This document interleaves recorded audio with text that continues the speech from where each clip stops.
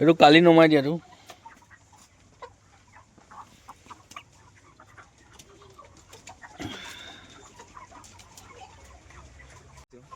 চাফাখিনি নকৰিলে আৰু চব গাঁও নামাৰিলে চব ভৰিত লাগি যায় যে